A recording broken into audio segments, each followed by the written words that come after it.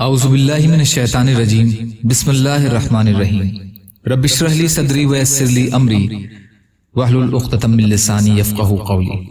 ریاکاری یعنی دکھاوے کے بارے میں اللہ کے نبی صلی اللہ علیہ وسلم کی حدیثیں۔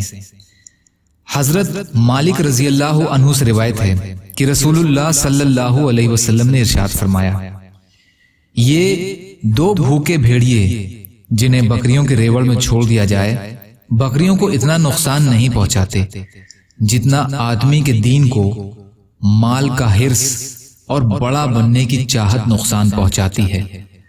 ترمذی کی حدیث۔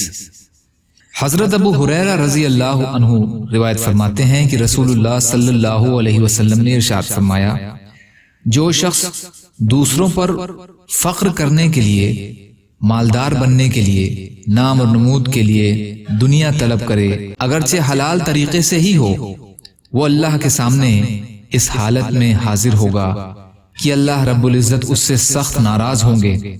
اور جو شخص دنیا حلال طریقے سے اس لیے حاصل کرے تاکہ اس کو دوسروں سے سوال نہ کرنا پڑے، یعنی دوسروں سے مانگنا نہ پڑے، اور اپنے گھر والوں کے لیے روزی حاصل کر سکے اور اپنے پڑوسی کے ساتھ احسان کر سکے، تو وہ قیامت کے دن اللہ تعالیٰ سے اس حال میں ملے گا کہ اس کا چہرہ 14ویں رات کے چاند کی طرح چمکتا ہوا ہوگا۔ بہقی۔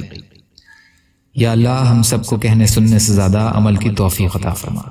یا اللہ جو مظلوم ہیں، پریشان حال ہیں، بیمار ہیں، قرض میں ہیں، بے روزگار ہیں، محتاج ہیں، ان کی مدد فرمائیے۔ یا اللہ ہم سب کو دین کا کام کرنے والا بنا دیجئے۔ یا اللہ اعمالوں پر یقین بڑھا دیجئے۔ یا اللہ اسباب کا یقین دل سے نکال دیجئے۔ یا اللہ اپنے راستے میں قبول فرما لیجئے۔ یا اللہ شہرت سے ہم لوگ کو بچائیے، ریاکاری سے بچائیے، برحمتک یا ارحم الراحمین۔ لا الہ الا اللہ محمد رسول اللہ۔ السلام علیکم۔